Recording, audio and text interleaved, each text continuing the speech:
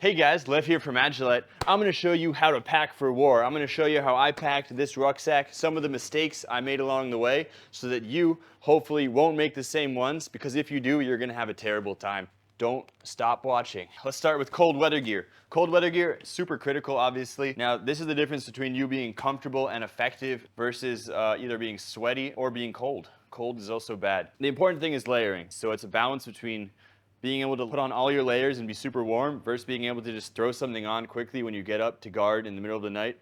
Right here we got a fleece, old school fleece. I love it, just gets better every time I wash it. Super soft, super comfortable, but it blocks the wind really well. Now this isn't something I'll put on under my plate carrier when I'm walking because you're gonna start sweating. Normally I'll just wear a base layer if anything. This is great for either using as a pillow, sleeping in it. Obviously you gotta have a beanie hat. So this beanie hat, A, it keeps your head warm when you're not wearing a helmet, but B, you could pull it down over your eyes like this when you're sleeping. Keep some of the light out when someone comes into the room with a red flashlight and starts like holding it in front of people like this to try to find the right person to wake up for guard duty.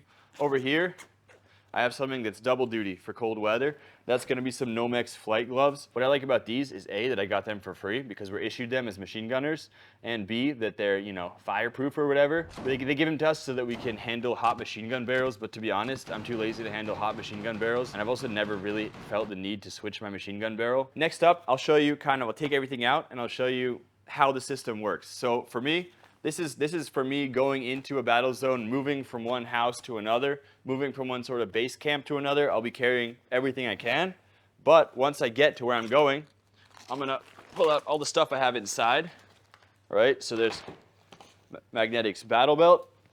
Over here, I have my lighter assault pack.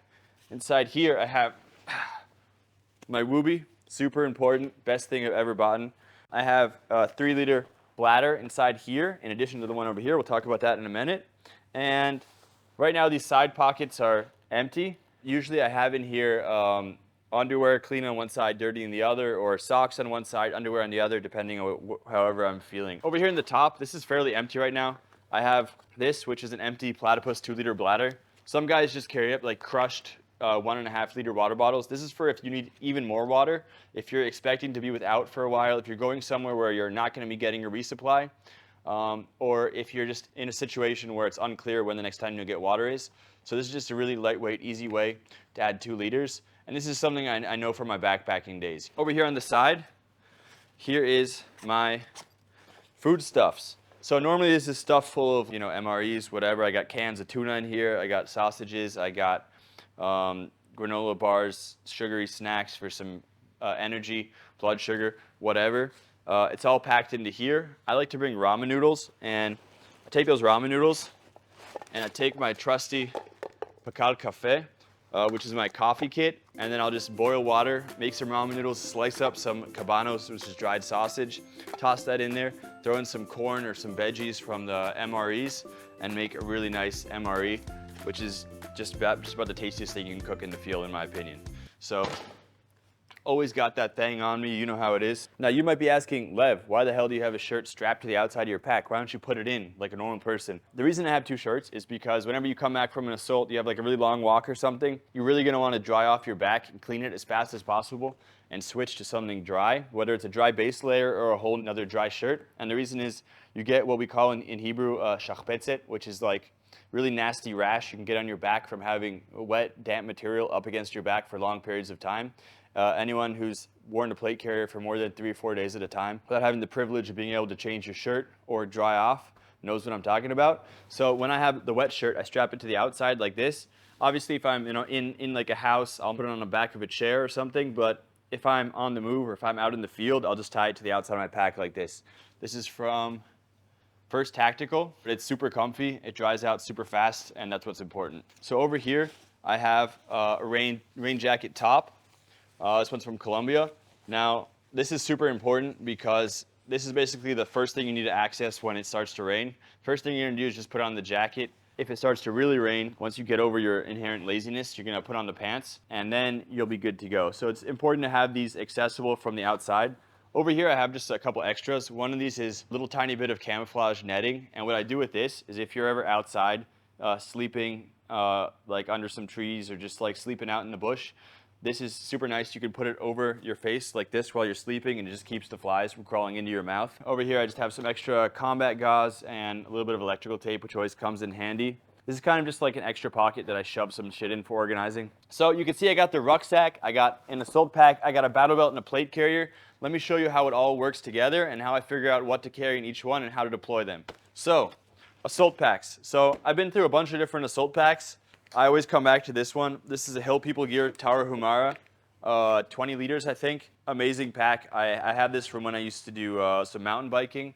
And what I like about it is that it has this really generous harness over here. I've kind of abused it terribly. I made a huge mistake, and I basically put my spare barrel for the Negev, just raw dogging it right into this side pocket over here, and the sharp edge of the barrel basically busted through one at a time on both pockets, and I could have avoided that completely by just padding that out a little bit. If you work at Hill People Gear, I'm so sorry for doing this to your pack. The rucksack is for moving from point A to point B. The assault pack basically for us is for going out from point B to attack something and coming back to point B. If I'm constantly moving, I'll keep it, like my rain gear, I'll keep it in the rucksack.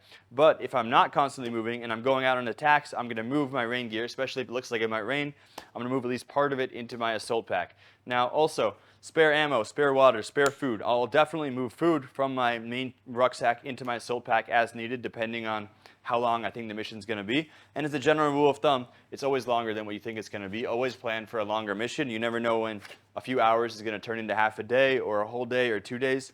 Better to bring more food because no one cares about you enough to supply you with food in the middle of a fight. Over here, I have my assault pack. Now inside here, one thing I like to move into here is a base layer.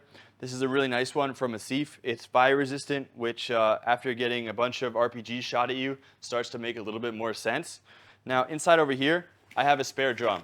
So overall, I carry 4 drums plus just some extra random, chains of ammunition. So over here I got one on the right, one on the left, one in this bag, which I can obviously, if I really need to, throw it off my back, switch it out, one in the gun, and then over here I keep about 120 rounds of loose ammo in here.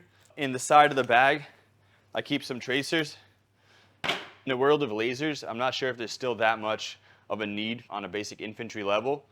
Extra rounds, I'll just throw in either into here if I'm expecting to go out for like a 2 or 3 day mission. I'll keep a bunch, maybe say 500, 600 extra rounds, up to 1,000 extra rounds just in my rucksack if we're staying in a building for a while.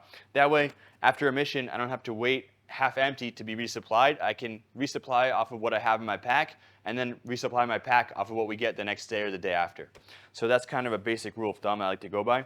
In here I have a sac pakal, a sandbag, right? And I like a tan one like this.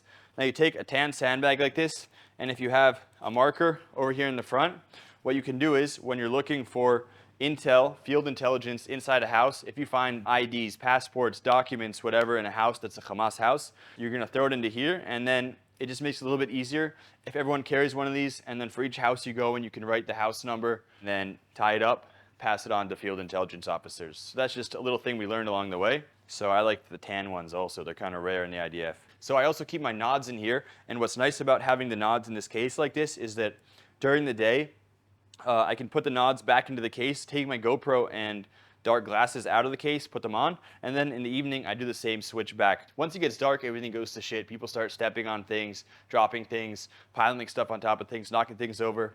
It's kind of a free-for-all, so you got to keep that shit really locked up. That's it for the assault pack. Now, over here, got the battle belt. I kind of treat the assault pack and the battle belt in the same way. The belt is, for me, just obviously a great way to get a little bit of weight off of the back onto the hips, off of the shoulders. I started out having a pistol pouch and another pistol pouch set up for a multi-tool for my beloved Swiss tool over here next to it, and having them both vertical. And at some point I ditched the multi-tool pouch because it's kind of annoying is that when you take off your battle belt inside the house you're staying in or the fortification you're staying in and put it somewhere, hang it up, put it on your rucksack or whatever, now you need a multi-tool, you have to go over and get it. So I started keeping that in the front right pocket of my pants. And then over here, I just canted that a bit just so that you don't have something digging into your nerves in your leg if you're sitting in a low position like on the floor or something. Grenade pouch, I've been through a couple grenade pouches. That's the first one I go for because I can have my right hand still on the gun, just reach back here, click, take out the grenade, pop it out, and then I'm ready to go. I can obviously then switch hands, pull and throw, or do it from the left hand if I'm going around a corner this direction. Over here, handgun, holster gets a little messed up with sand in there, but it's homemade, so no one to blame but myself. Now over here, I got the tourniquet. Super happy with the placement of this over here. No complaints. That's basically it. Sometimes I keep my gloves fastened here in the front. Other times I keep them attached to the plate carrier. Doesn't really matter. Definitely always need gloves. Also, sometimes you accidentally touch disgusting, rotting things, and you want to have as little of that on your hands as possible. So that's the belt setup. Again, I treat this just like an assault pack. It rolls up, goes into the rucksack at the top, and then when I need it, I pop it out, and I can pop it on to my belt while wearing the plate carrier and a helmet and everything already. The pistol, I'm not really too worried about not carrying it when I'm with the rucksack, having it in the back, not accessible, because the contact you're going to get into when you're with a rucksack on is usually much further distances, and it's much easier to just have someone cover for you while you switch a malfunction as opposed to the effectiveness of in the middle of a malfunction, pulling out your secondary and trying to engage someone at 100 yards or suppress fire at 100 yards. What's really important is to get the negative up and running and firing and keeping those heads down. If I'm just sitting around in the house we're going to be in for a while defending, I'm just going to be wearing the plate carrier. I want the ballistic protection. I'll have my helmet obviously close at hand so I can throw it on if we start getting mortared, but I'm not going to be wearing my battle belt all the time because you're in there for days, weeks, months at a time. You want to be comfortable. You want to be able to sit in chairs. You want to be able to lie down, sleep a bit, stretch out. So basically the idea is to have everything I need over here if we have contact while we're moving with the rucksack, and then also to have everything I need without the rucksack if I have the assault pack and battle belt on. I have a grenade here on the front of my plate carrier. I have spare ammo on the belt, the hip belt of my rucksack, so that I can deploy a quick chain from there if I need to. I have tourniquet here. I have another tourniquet down here. Inside here, I have a thermal monocle from AGM. Pretty basic, definitely gets the job done. You can see it's been dropped a bunch of times. We keep it in guard posts at night, and little bits of rubber keep coming off of it. As point man with the negative, it's really nice to be able to just whip this out, keep this in my pocket, or keep it down in there, whip it out, open it up for a sec, look around, scan, put it back in. So what have I done differently? I've switched packs a bunch of times. I used to carry more stuff. I used to carry a lot more food. I started carrying less food. I'd rather be hungry than have my back hurt. So I carry less food and just maximum go hungry for half a day or something. Carry more just protein, less snacks, less stuff like that. The important thing is when you have new gear, when you change up your gear, don't wait till you're in the field to test it. Immediately go out. Like we always have guys who put on their new gear and immediately go and walk all the way around the base they're on, or go out and start running back and forth, jumping around in it, testing it out, going through all the positions, shooting positions.